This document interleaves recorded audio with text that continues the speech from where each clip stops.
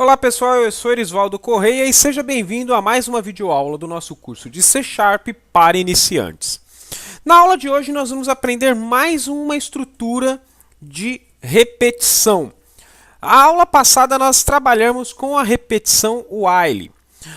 Uma peculiaridade da questão do método while é que normalmente nós utilizamos quando não sabemos quantas vezes a estrutura de repetição irá ser executado, ou seja, quantas vezes o bloco dentro da estrutura de repetição deverá ser executado, como no caso desse último exemplo que nós fizemos, onde verificamos a tecla que o usuário vai digitar para poder determinar o encerramento do bloco de instrução. No caso aqui, enquanto a decisão, no caso a variável decisão, for diferente de S minúsculo e também de S maiúsculo, esse bloco de instrução, digite S para encerrar o programa, e vai estar pedindo, no caso, que o usuário digite alguma tecla, ele vai ficar sendo exibido na tela, repetidamente. Então, enquanto o usuário não digitar o que está sendo aguardado pela condição do loop while,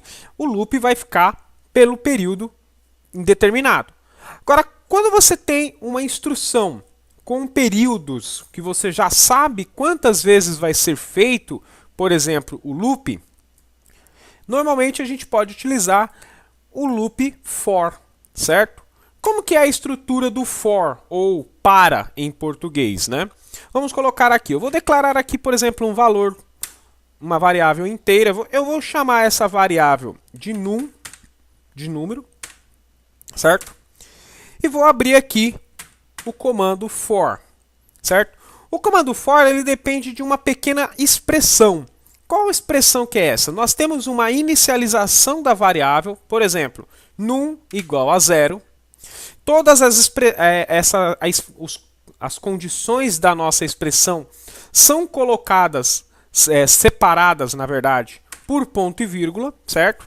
Depois nós colocamos qual vai ser a condição de repetição, ou por exemplo, de stop, break, como você achar melhor colocar. O correto é o teste condicional em si, certo? Então, num é igual a 0 é a inicialização.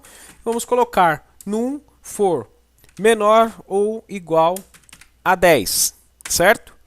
E aí ele depende também de um operador de incremento. O que é esse operador de incremento? Eu vou colocar aqui e já explico. Num mais.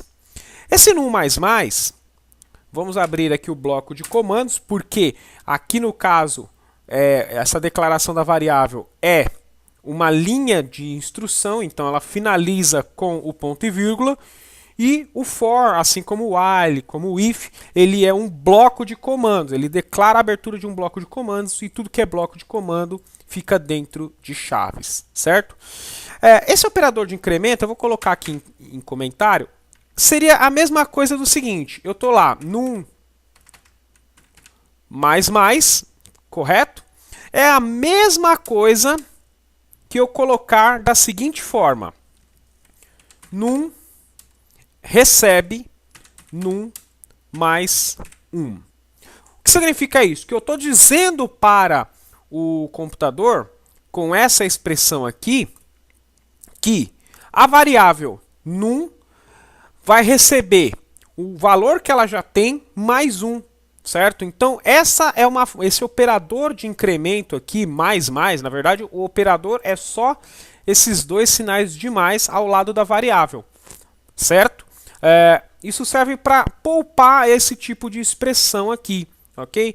E outra coisa, em alguns casos, dependendo de como você vai fazer, os operadores de incremento são esperados pelas instruções. E aí, quando você coloca a expressão de uma outra forma, às vezes você não obtém o resultado esperado. Por quê? Porque ele está esperando a validação do operador de incremento. Existe o operador de incremento e existe também o operador de decremento, tá? Que no caso seria para fazer a diminuição de um valor da variável. No caso seria num menos, que é a mesma coisa que num menos 1. Ok? Então, no caso seria a variável recebe o valor que ela já tem menos 1. Mas aqui no nosso caso nós vamos utilizar o operador de incremento. Então, num inicializa com 0, queremos testar até que o valor seja menor ou igual a 10, ok? E a cada teste a variável vai receber mais 1. Por quê? Porque isso faz com que esse laço aqui seja repetido o tanto de vezes necessário para chegar a esse valor. E a hora que ela chegar a esse valor aqui, a hora que a variável num chegar em 10, aí o laço para de funcionar, ok? Então, vamos colocar aqui um console.writeLine e vamos colocar para ele exibir na tela.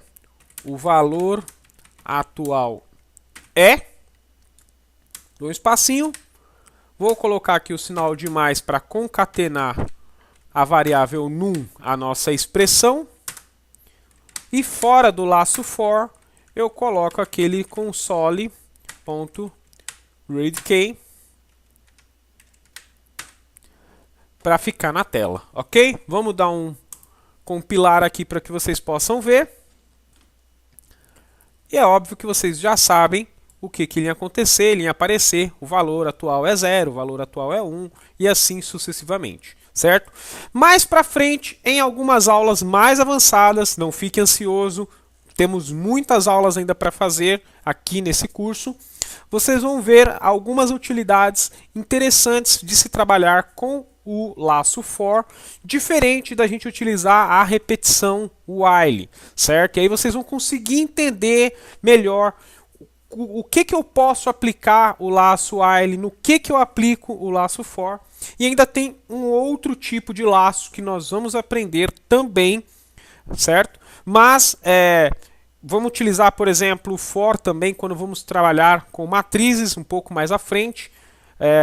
Fica tranquilo que em cada aula a gente vai ver um pouquinho e mais à frente vocês vão entender bem o porquê da diferença do momento de utilizar o loop for e qual a questão de utilizarmos o loop while, ok? Só mais um comentário aqui que eu posso fazer. É o seguinte, nas próximas aulas nós vamos estar começando a partir para a nossa determinação do nosso primeiro projeto prático, ok? Que seria um projeto para fixarmos o conteúdo que nós estudamos até o presente momento, ok? Porque não adianta só eu ficar mostrando em cada aula um tipo de instrução que você pode utilizar, um tipo de comando, para que ele serve, como que funciona, certo? Se nós não temos aí, basicamente, uma aplicação prática para ele, certo? E basicamente a gente tem trabalhado assim, por exemplo, no caso aqui eu trabalhei com o for. Eu poderia trabalhar agora, em vez de colocar esse console read key aqui, depois desse for, eu poderia entrar com o while aqui. Colocar aquele mesmo while que a gente tinha no começo do nosso vídeo de hoje, para que depois que ele saísse do for, ele ia perguntar para o usuário, deseja sair da aplicação? Se sim, digita S. Se você digitar qualquer outra coisa, é porque você não deseja sair, ele vai ficar repetindo aquele bloco de instrução. Então, nós vamos começar a pensar no nosso projeto prático, nosso primeiro projeto prático, que servirá como método de fixação do conteúdo e também para entendermos um pouquinho sobre a lógica de como desenvolver um código. Porque até esse momento nós estamos trabalhando com linhas simples, certo?